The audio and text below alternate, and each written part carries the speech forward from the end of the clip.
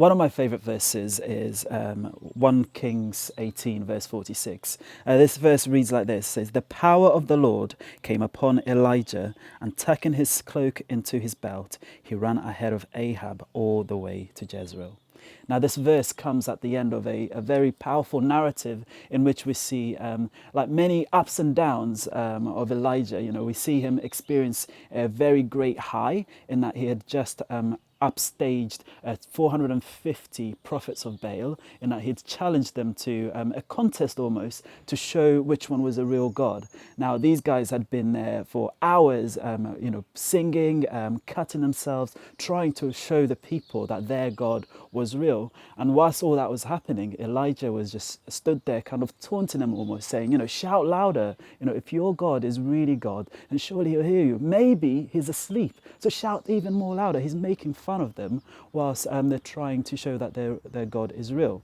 Eventually, Elijah has this turn, and just to kind of make them look even more like fools, he pours water over this sacrifice that he was going to say unto God, and then he just prayed a simple prayer. He said, Lord God of Abraham, so that these people would see that you are the real God, burn up this offering. And it happens, quite plain and simply, it happens. That's a high. And then immediately after that, he is involved in a prophecy where he talks about this rain that had been withheld for a while. And then this verse kind of comes as Elijah sees ahead Ahab going to Jezreel, and it says that the power of the Lord comes upon him, and tucking his cloak into his belt, he runs ahead of that chariot. Now, the next chapter begins with Elijah experiencing a really bad low, because Jezebel hears all that had happened to these prophets and threatens to kill Elijah. And Elijah runs for his life.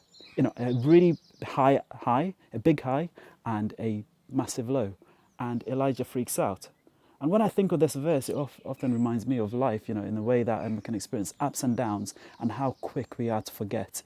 But I remember this verse and I kind of think, the power of the Lord coming on me could actually achieve a lot more than I can even imagine when I'm having the best of days.